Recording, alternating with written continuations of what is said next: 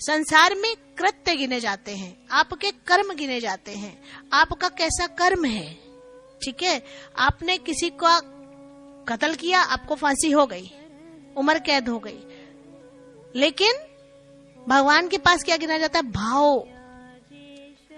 आपका भाव शुद्ध होना चाहिए। डॉक्टर क्या करता है? ऑपरेशन करता है, किस भाव से करता है? मेरा पेशेंट ठीक हो जाए, और तफाक से उसके हाथों से वो पेशेंट मर जाता है। उसे फांसी होगी? बताओ, उम्र कैद होगी? नहीं होगी। क्यों? क्योंकि उसका भाव शुद्ध है। उसका भाव मारने का नहीं है, उसका भाव क्या है? ठीक करने का है। सारा खेल किसका है? भाव का। आप जिसके प्रति जैसा भाव रखते हो, उसका भी वैसा ही भाव आपके प्रति रहेगा। अगर आप कसैला, कड़वा भाव किसी के प्रति रखोगे, आपने कड़वा कसैला रखा, अगले का भाव पलटी मारेगा। कैसे? ब्याज सहित पलटी मारेगा। आपके लिए जहर जैसा भाव उसके मन में होगा, पॉइजन जैसा भाव होगा। और आपने शहद जैसा भाव भेजा, प्यार भेजा, आपने दिल से भेजा, मिले नहीं, आपको पलटी मार के कई गुना बढ़ के आपको वो व्यवहार मिलेगा। शहद से भी मीठा व्यवहार आपको मिलेगा। क्या है खेल? आपका भाव से भाव मिला। दुनिया के किसी कोने में कोई बैठा हो, आप मिलना चाहते हो, आप उससे बात करना चाहते हो, आप कुछ पल आंख बंद करके बैठ जाओ।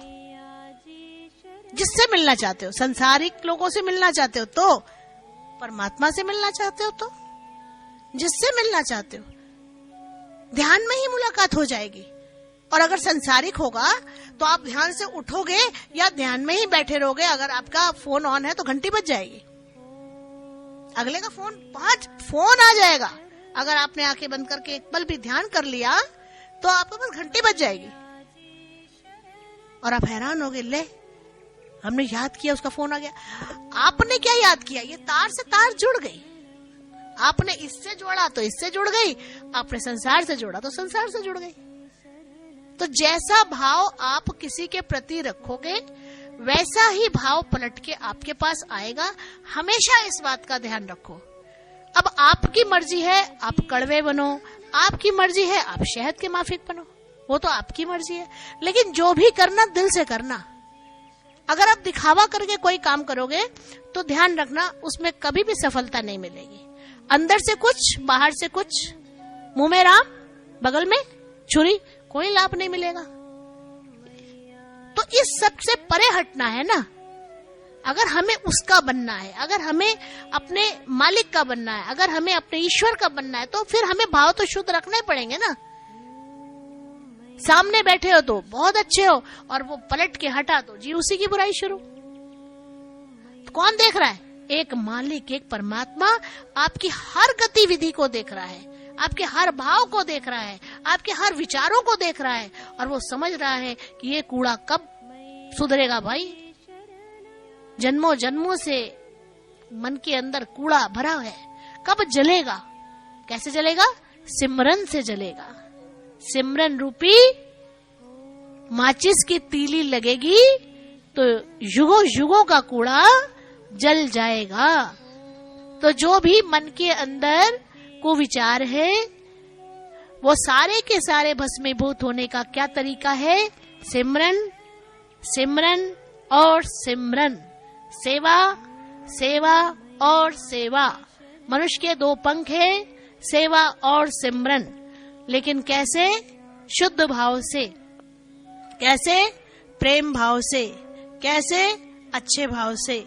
आप सेवा करो या सिमरन करो, भाव कैसे हो? शुद्ध, पवित्र, पावन, तो वो सेवा लगती है, वो सिमरन लगता है, वो सिमरन प्रभु तक पहुंचता है। पता है मन में कुछ और विचार चल रहे हैं और माला चल रही है राम राम राम राम राम राम राम राम राम राम, वो कहाँ लगेगी भैया? कुछ ना लगेगी। Time waste, time waste. मन कहीं और जा रहा है और हाथ में कंठी राम राम की है, कहाँ लगेगा? कुछ नहीं लगेगा।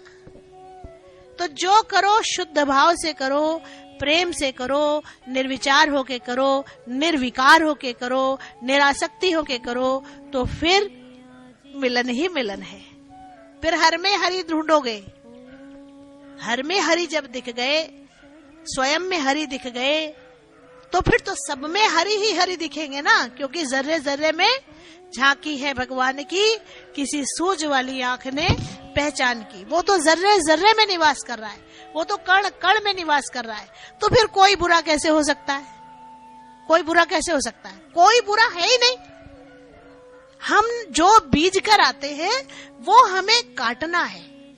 हमने जब बोया तो हमें बड़ा मजा आया, आपने जब बोया आपको बड़ा मजा आया, लेकिन जब काटने की बारी आती है ना तो बहुत दिक्कत होती है, कटता नहीं है।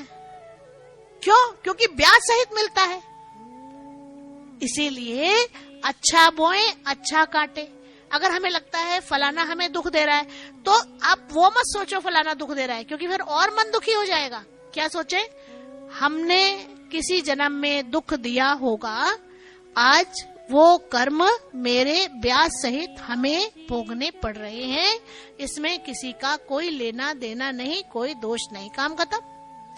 आपको जो पीड़ा ये सोचकर होती है हाय उसने मुझे कष्ट दिया, तो वो पीड़ा सही नहीं जाती, बर्दाश्त नहीं होती, घुटन होती है, जीवन घुटन बन जाता है। तो इस घुटन से बाहर आने का तरीका क्या है?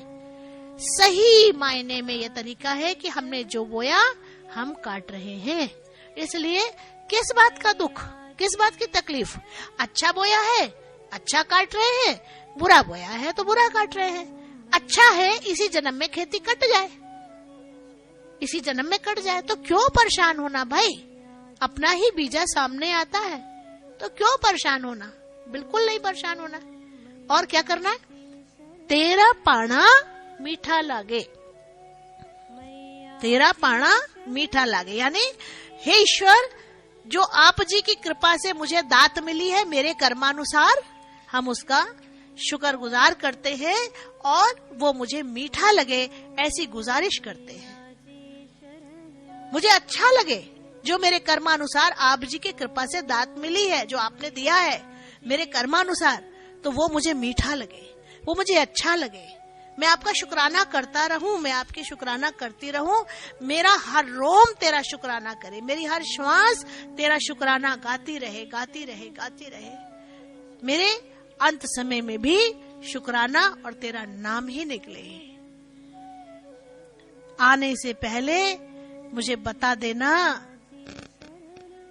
और कुछ समय दे देना, जिससे वेलकम हो सके, वेलकम हो सके, वेलकम हो सके। बोलो सच्चे दरबार की, माँ के प्यार की जयकारा शेरा वाली दा। नमो नमो गुरुदेव तुझको नमो नमः, नमो नमो गुरुदेव तुझको नमो नमः। नमो